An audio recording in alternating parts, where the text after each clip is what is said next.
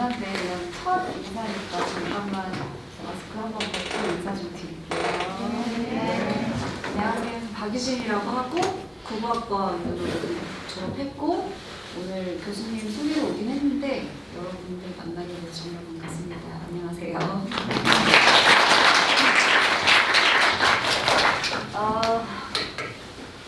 일단 지금 1학년이신 분 한번 손 들어봐 주실 수 있나요? 그리고 2학년이신 분, 3학년이신 분 하고 이제 취업을 시작해서 계신 4학년이신가요? 아, 4학년 맞으시구나. 일단 교수님 부탁으로 오긴 했는데 저도 어쨌건 여러분 나이대 선배님들 보고 엄청 영향을 많이 받았고 그 영향이랑 어떤 선배님들의 조언에 따라서 같이 해왔던 것들이 큰 도움이 많이 됐어가지고 이번 강의가 사실 뭐 긴 시간이 아니라서 얼마나 도움이 될지 모르겠지만 어느 정도 좀 자극이 됐으면 하는 바람을 갖고 왔고요. 나중에 뭐 질의응답 할 때 질의응답 좀 적극적으로 해주시면 최대한 대답을 열심히 하고 돌아가도록 할게요. 네, 일단 타이틀을 좀 재밌게 적어보고 싶었는데 딱히 떠오르는 게 없어가지고 여러분 다 아시는 OW1H 있죠? 언제 어디서 무엇을 어떻게 왜? 네, 그거로 해서 정리를 하다 보니까 여러분한테 필요한 내용들이 세 가지의 W 뭐 who, where, what 뭐 이 정도 그 다음에 how 이 정도로 정리가 돼서 그냥 심플하게 뭐 3W1H 레포트로 한번 잡아봤습니다. 그리고 제 소개를 간략히 하자면은 이름은 박유진이고요. 네, 방범공학과를 졸업을 했고 현재 제1기의 카피라이터이긴 하지만 CD로도 같이 일을 하고 있고요. 카피라이터 출신의 CD인 거죠. 그리고 제가 책을 좀 준비해오긴 했는데 나중에 질의응답 때 적극적이신 분한테 드리려고 그래서 출판한 책도 하나가 있고 뭐 취미생활로는 뭐 재즈 보컬도 하고 있고 대학교 때 아시는지 모르겠지만 대학가요제라고 옛날에 어떤 그런 프로그램이 있었어요. 아시나요? 네, 거기서도 수상도 하고 하여튼 그랬는데 이런 부분들을 조금 언급하는 이유 뒤에서 또 연결이 되니까 한번 좀 언급만 해봤고 좀 다양한 데 관심이 많고 다양한 뭐 경험도 좀 많이 하고 그런 스타일로 학창 시절을 보냈던 선배입니다. 그리고 지금은 제2기획이라는 대행사를 다니고 있는데 처음에 들어왔던 데는 저기 위에 보시는 키스 크리에이티브 그룹이라는 곳, 그 다음에 저기 3년 하고 배낭여행을 1년 동안 갔다 오고 그 다음에 다이아몬드 오빌이라고 금방 오빌 기획이죠. 저기에서 한 또 5, 6년 정도 있었고 그 다음에 메이트 커뮤니케이션이라고 요즘 뭐 밑대 광고 같은 걸로 좀 밑에 있는 광고 잘하는 거기 대행사에 한 1년 정도 있었고 그다음에 지금은 제1기획에 한 12년 입사해서 거의 한 10년째 하고 있어요. 네, 여기는 약간 제1기획 한번 들어오면 딱히 옮길 데도 없고 사실 뭐 더 위로 갈 수도 없고 뭐 수평 이동을 하면 뭐 이노션이라든지 현대차 계열 뭐 그런 데를 갈 텐데 딱히 그런 데가 없어가지고 일단 약간 광고 공무원처럼 일을 하고 있다고 생각하시면 될 것 같아요. 그래서 지금 한 뭐 연차로 치면 한 18년, 19년 차 정도 되는 광고계 화석이고요. 그리고 아까 말씀드린 것처럼 하는 일은 카피라이터랑 CD 롤을 같이 하고 있어요. 그래서 1학년, 뭐 1학년, 2학년 분들 다 모르실 수도 있고 아실 수도 있지만 카피라이터는 말 그대로 이제 카피를 쓰는 사람이고 CD는 크리에이티브 디렉터라고 해서 이제 프로젝트를 다 리드를 하는 이제 디렉터 입장인 거죠. 그래서 두 가지 롤을 같이 하고 있고 그다음에 간단하게 업무 과정을 말씀을 드리면 일단 아시다시피 제1기획은 삼성의 계열사잖아요. 그래서 크게는 이제 저희 회사를 기준으로 하면 삼성 계열 클라이언트가 있고 비계열 클라이언트가 있어요. 그래서 삼성하고 삼성이 아닌 다양한 뭐 클라이언트들이 있는데 비계열 클라이언트들은 보통 PT를 다 아시겠지만 경쟁 PT를 해서 광고주를 이제 영입을 하는 거고 삼성 계열사 같은 경우에는 뭐 애뉴얼 PT라고 해서 그러니까 의례적으로 하는 1년에 한 번 정도 해외 대행사들하고 비딩을 하는 뭐 그 정도의 프로젝트가 있긴 한데 대부분은 이제 뭐 많이 쓰시는 갤럭시라든지 뭐 탭이라든지 삼성 제품이 나오면 좀 바로 이제 다이렉트로 이제 일이 오는 프로세스라고 생각을 하시면 돼요. 그래서 계열사 광고는 그러니까 신제품이 나온다든지 무슨 프로젝트가 있거나 하면 바로바로 일이 오는 거고, 비결 광고주들은 피치, 그러니까 비딩을 통해서 그 클라이언트를 영입을 하는 프로세스고, 그래서 만약에 일단 뭐 PT를 하든지 아니면 그냥 뭐 다이렉트로 일을 받든지 프로젝트가 떨어지면은 이제 기획들이 OT를 하는 거죠. OT는 이러이러한 프로젝트가 있는데 우리 이번에 이런 필름이 필요해요. 뭐 이런 카피가 필요해요. 아니면은 이런 뭐 캠페인이 필요해요. 이런 식으로 얘기를 해주면 거기에서 한 2주 정도 아이디어 회의를 하고요. 그 다음에 핑퐁으로 아이디어를 몇 번 이제 광고주랑 왔다 갔다 하면서 파이널로 채택된 아이디어로 이제 그러니까 전통적인 광고 예시로 하면은 이제 그게 TBC가 되는 거고, 요즘은 TBC들이 이제 유튜브에도 많이 올라가니까 그런 식으로 디지털로도 많이 이제 온에어가 되고 그런 프로세스로 업무를 하고 있고요. 그 다음에 제가 있는 데가 그냥 전통적인 그러니까 필름을 만드는 파트이긴 한데 저는 글로벌 파트에 있어가지고 국내 클라이언트는 한 몇 년 전에 쉐비하고 뭐 한국타이어 뭐 이런 것들을 했었고 지금 거의 삼성 글로벌 광고하고 있다고 생각을 하시면 돼요. 그래서 그런 프로세스로 일을 하고 있다. 네, 그 정도로 이해를 하시면 될 것 같고, 혹시 이런 업무 과정에 대해서 궁금한다든지 이런 게 있으면 나중에 한번 질문 주셔도 될 것 같고요. 그 다음에 아마 제일 또 궁금하신 부분이 직종이 무슨 차이가 있는지도 궁금하실 것 같아요. 그래서 그냥 심플하게 한번 정리를 해봤는데, 처음에 아까 말씀드렸던 제가 원래 시작했던 카피라이터라는 직종이 있겠죠? 그래서 보통 카피라이터라고 하면 카피만 쓰는 건가라고 생각을 하실 수 있는데, 아까 업무 프로세스 상의 아이디어가 이제 핑퐁으로 왔다 갔다 한다고 했잖아요. 그때는 뭐 그러니까 카피건 아트 디렉터건 전부 다 CD도 뭐 아이디어를 당연히 내는 거고, 아이디어를 다 같이 내고 최종 결과물을 정리를 할 때는 내가 이제 카피를 메인으로 정리를 하고, 아트 디렉터는 비주얼에 관련한 거를 정리를 하신다고 생각을 하면 되실 것 같아요. 그래서 카피라이터는 카피를 메인으로 쓰는 사람이고, 아트 디렉터는 이제 말 그대로 대부분 이제 뭐 비주얼 관련한 전공을 하시는 분들이 많죠, 이쪽으로는. 그래서 아트 디렉터라는 디자인 쪽을 메인으로 하시는 직군 아트 디렉터가 있고, 그 다음에 어카운트 익제큐티브라는 파트가 있는데, 이것도 다 아시겠지만 기획 파트예요. 그래서 기획은 어떤 역할이냐면 광고주하고 대행사 사이에서 그냥 커뮤니케이션을 맡는 역할이라고 하시면 돼요. 그냥 되게 쉽게는.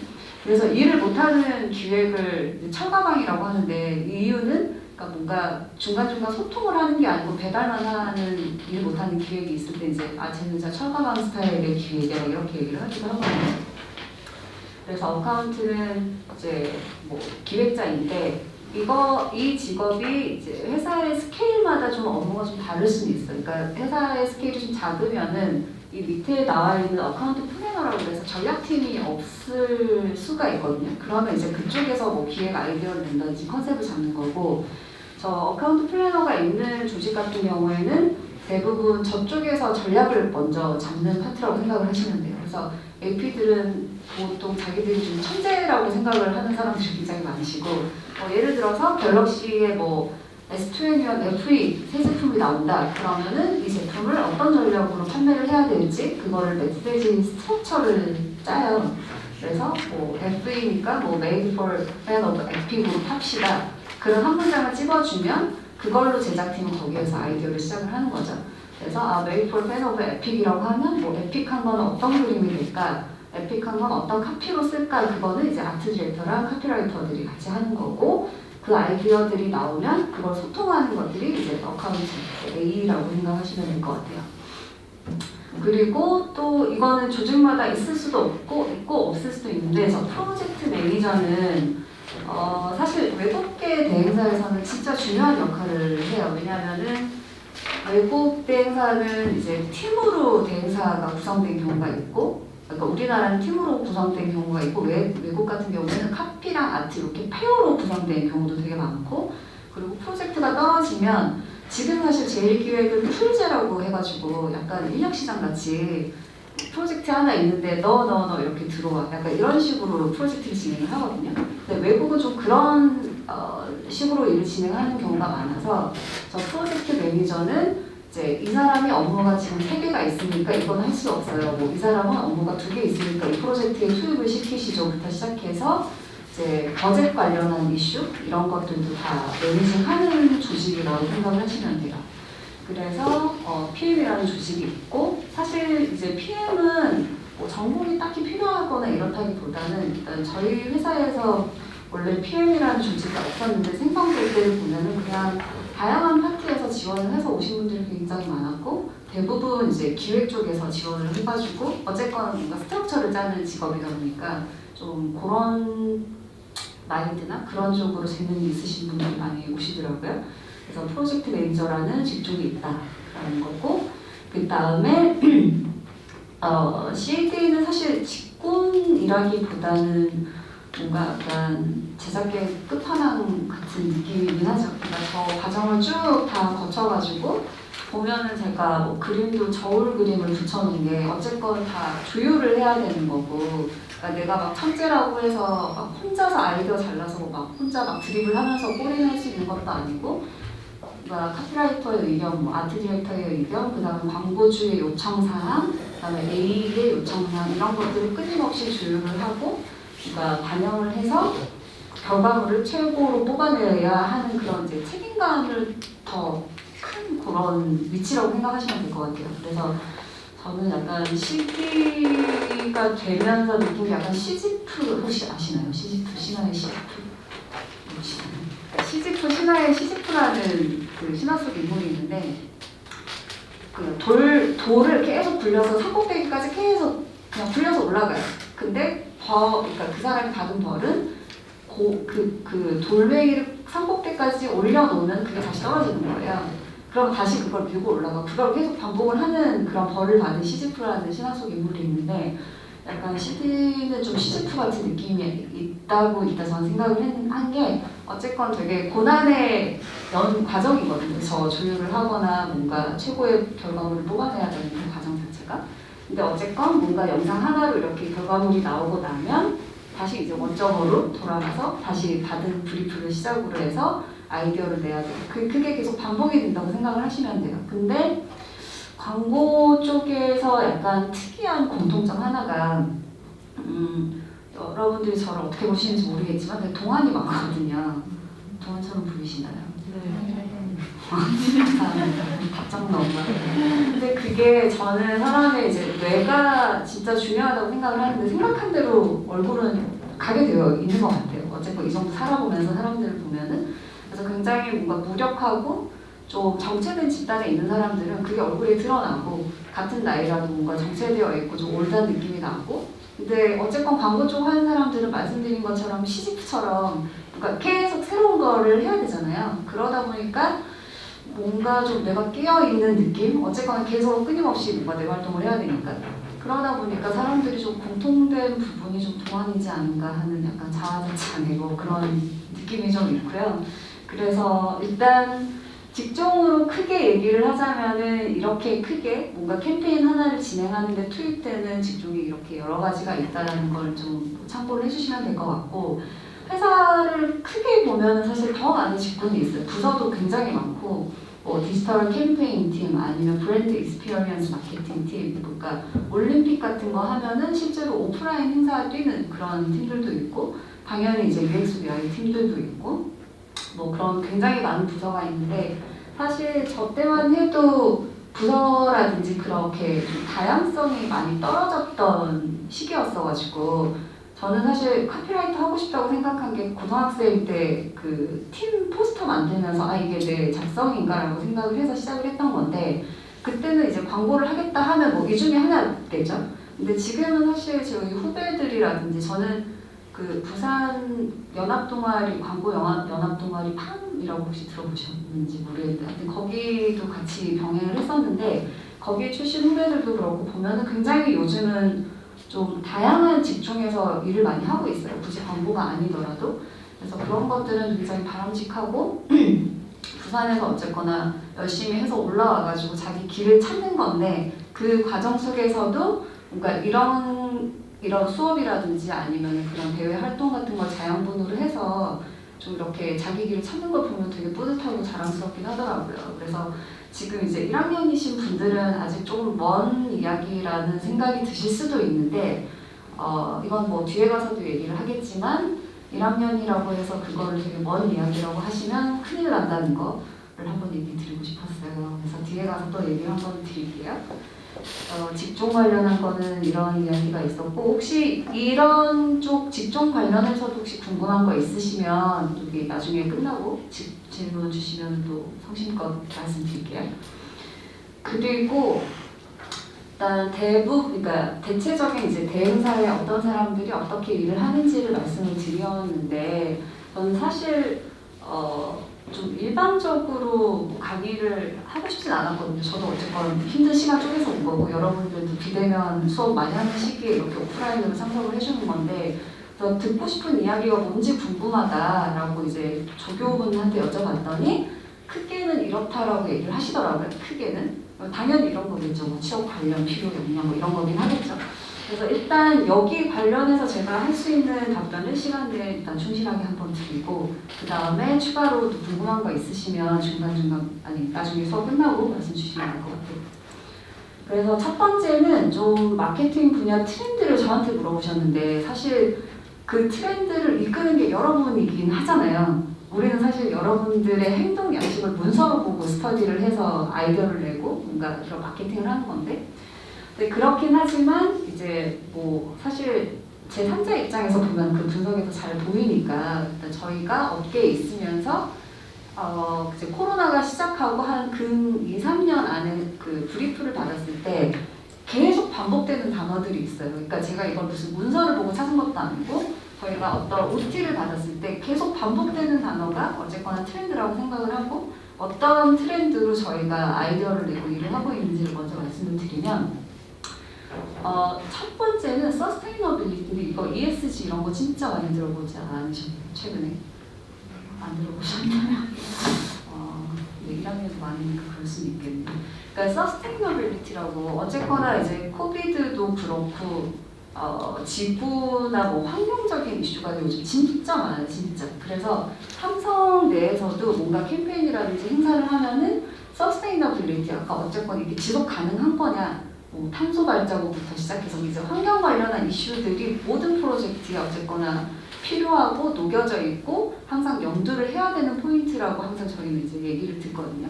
그래서 이제 서스테이너빌리티가 요즘에 가장 좀 큰 이슈 중에 하나이고 그래서 아마 이 얘기를 듣고 이제 뭐 광고라든지 최근에 뭔가 노출되는 미디어라든지 이런 걸 보시면 아 그런가 보다 하고 또 생각이 드실 수도 있어요. 그리고 또 하나는 일단 이제 브리프를 받으면 타겟이라는 게 있을 거 아니에요. 이거를 어쨌거나 내가 뭔가 카라멜 뭘 만들었어. 그러면 이걸 타겟을 20대로 할 거냐 아이들로 할 거냐 이게 있을 텐데 저희는 한 3, 4년 동안 계속 주구장창 똑같은 게 밀레니얼하고 젠지, 그러니까 MZ였어요, MZ. 근데 이제 본인들은, 그러니까 회사에도 당연히 MZ 세대가 있겠죠. 뭐 M은 이제 보시다시피 나이대가 조금 있으니까 저도 끝물 밀레니얼이긴 한데 뭐 여튼 그러니까 M은 그렇다고 치는데 젠지들 있잖아요. 그러니까 제너레이션. 걔네들은 자기네들이 분석해놓은 문서를 보면서 왜 이게 저기죠? 막 이렇게 그러니까 반문할 때도 있더라고요.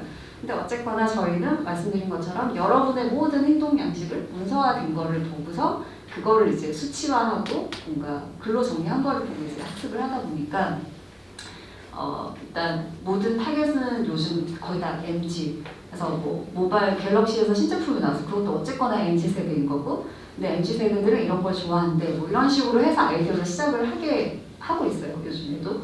그래서 MG고 그리고 이제 올해부터 또 화두가 되고 있는 게 젠 알파라는 타겟층도 이제 얘기가 나오더라고요. 그래서 처음부터도 굉장히 생소하긴 했는데 아마 여러분들도 젠지다운 무지라고 생각하셨던 분도 있을 거예요. 저는 사실 뭐 X세대, N세대 약간 이런 쪽인데 그래서 저도 처음에 젠 알파가 다음 제너레이션이냐 그랬더니 그렇다고 하더라고요.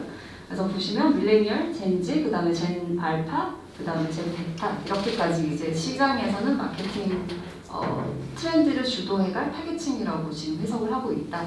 그 정도로 보시면 될 것 같고, 그 다음이 세 번째가 젠더 이퀄리티라고 해서 약간 성평등이죠. 이거는 혹시 뭐 체감하시는 분들이 있으신지 모르겠는데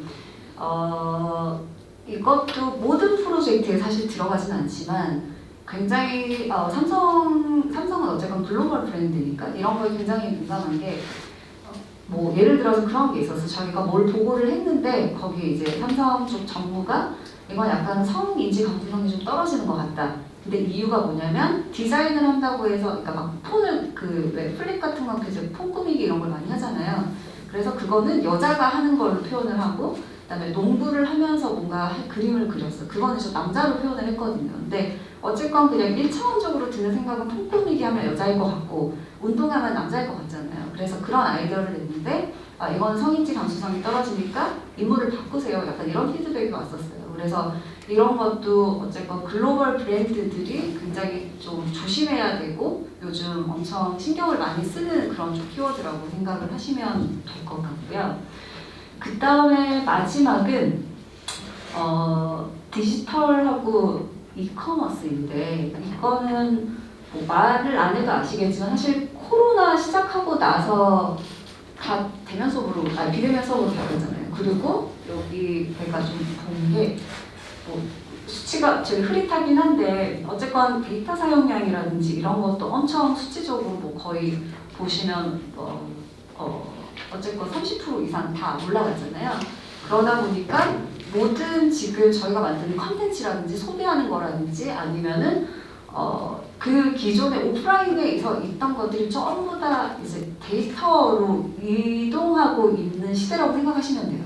그러니까 그게 너무 가까이에서 안 보이실 수도 있는데 어쨌건 매일 유튜브 보시는 거라든지 그런 것도 사실 근 몇 년 사이에 있었던 큰 변화이긴 하거든요. 그래서 이게 굉장히 큰 변화 중에 하나고 그 다음에 이제 데이터 사용량이라든지 이런 거를 포함해서 쇼핑을 하러 갈 수가 없으니까 이제 이커머스도 굉장히 큰 트렌드 중에 하나인데 실제로 저희도 뭐 비스포크라든지 이런 거를 뭐 이커머스를 활용해서 아이디어를 뭐 내달라는 뭐 그런 요청도 많이 받았었고 그래서 약간 이런 쪽의 키워드들이 지금 저희가 지금 대면에서 매일 숙제하듯이 풀어내고 있는 키워드들이라고 생각을 하시면 될 것 같아요.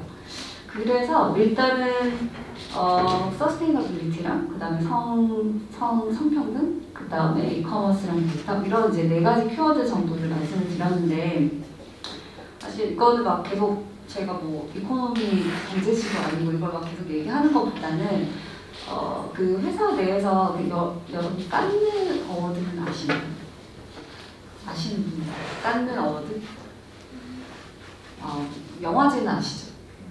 영화제는 아시죠? 깐느 영화제. 그러니까 광고 공모전, 그러니까 해외 광고 공모전 중에 제일 명예로운 어워드라고 생각을 하시면 돼요. 거의 이제 깐느 영화제에 버금가는 광고 어워드라고 생각을 하시면 되고 보통 이제 외국에서는 그 풋볼 그러니까 매 이제 크리스마스라든지 약간 뭐 풋볼 시즌이라든지 이렇게 광고들이 엄청 몰릴 때 굉장히 크리에이티브한 광고를 많이 실제로 집행을 하고 그거를 광고제에 다시 출품을 하고 그다음에 매년 그게 이제 어워드로 이제 리스트업이 되거든요. 근데 일단은 1학년이긴 하시더라도 광고에 관심이 있으시면 어워드나 이런 거는 조금 더 눈여겨서 보시는 거를 추천을 드리고요. 왜냐하면 유튜브라든지 TV에서 보는 건 어쨌거나 뭔가 그 생활 관련한 그런 광고들이 굉장히 많고 굉장히 크리에이티브하다기보다는 이제 그때그때 필요한 약간 그런 제품들의 짤막짤막한 광고들이잖아요. 근데 어쨌건 여기서는 뭔가 전 세계적으로 굉장히 크리에이티브한 영상물이라든지 인쇄물이라든지 캠페인에 상을 주는 거기 때문에 깐느라든지 아니면은 옐로우 펜슬 그러니까 혹시 어워드에 관심이 없으신 건 아니시죠? 공모전 이런 거에 관심 돼 있으신가요? 그러면 어쨌거나 이런 어워드 쪽에서 관심을 기울이고 한번 보시는 거를 보셨으면 하고 이 네 가지 키워드를 그 기준으로 올해 깐느 수상작을 뽑아왔어요. 근데 깐느도 코비드 때문에 작년에는 행사가 아예 취소가 됐었었고, 그래서 뭐 광고 전반에는 진짜 큰 영향이 있었었거든요. 모든 이제 오프라인 행사들이 다 온라인으로 옮겨가고, 아까 데이터랑 이커머스랑 연결이 되는 건데, 그런 큰 변화 속에서 이제 깐느라는 진짜 거대한 이제 깐느 영화제 같은, 그러니까 그 정도의 영예로운 깐느 어워드도 다 온라인으로 행사가 옮겨가고 다 캔슬이 됐다가 올해 다시 리스트업이 됐어요. 그래서 그거를 좀 꼽아와봤는데, 그래서 첫 번째는 서스테이너빌리티를 이제 글로벌 브랜드들이 얼마나 심각하게 받아들이고 어떻게 해석을 하고 있는지의 예로, H&M 브랜드는 다 아시죠? 아시나요? 네. 자라 같은 스파 브랜드잖아요. 사실 이제 의류 산업이 엄청 지구에 큰 해를 끼치고, 그러니까 안 입는 옷이라든지 막 그런 것들이 막 분해가 되고 하면서 진짜 쓰레기가 엄청나게 막 배출이 되고, 이런 거에 대해서 이제 그러니까 목소리가 높아지고 있는 거죠. 그래서 아까 말씀드렸던 첫 번째 키워드인 약간 서스테이너빌리티 쪽으로, 사실 이제 H&M이라든지 자라 같은 경우가 이제 중저가 브랜드니까 사람들이 엄청 옷을 사 입고 엄청 막 그때그때 막 찍어내버리잖아요. 그래서 서스테이너빌리티 하면은 항상 이제 타격을 받는 브랜드인데 오히려 그냥 정면으로 맞선 거죠. 이런 캠페인을 통해서.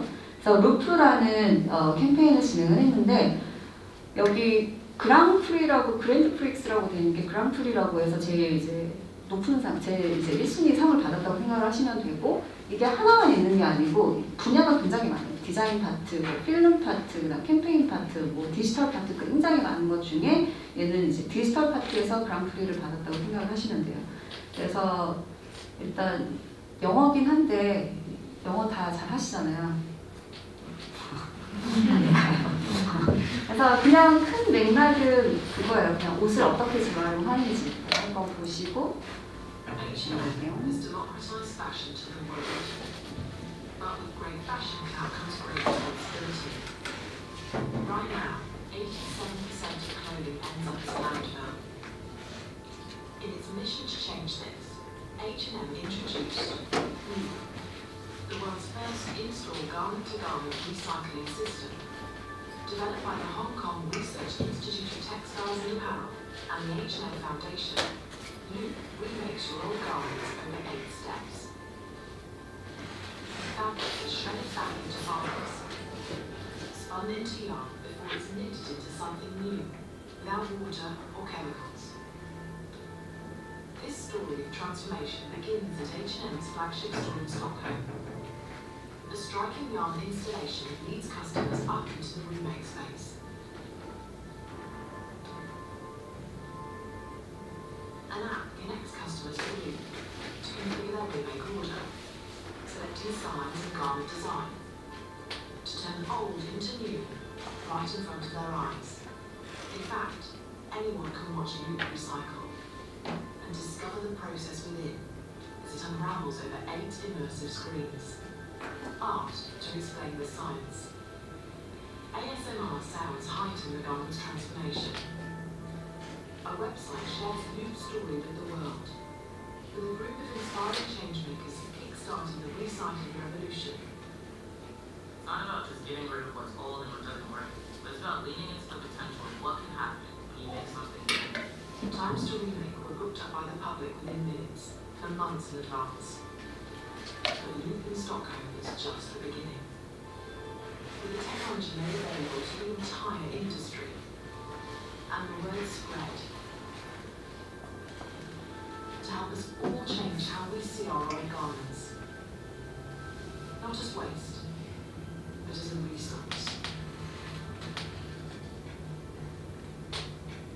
그래서 이제 뭔가 예전에 입었던 옷을 가지고 오면은 뭔가 그 재활용하는 브랜드랑 협업을 해서 그 거기에서 다시 섬유를 뽑아내고 하는 과정을 아예 아트처럼 촬영을 해가지고 거기 이제 매장에다가 아예 인스톨레이션처럼 설치를 하고, 그런 ASMR 같은 사운드도 약간 크리에이티브 요소를 활용을 해서 뭔가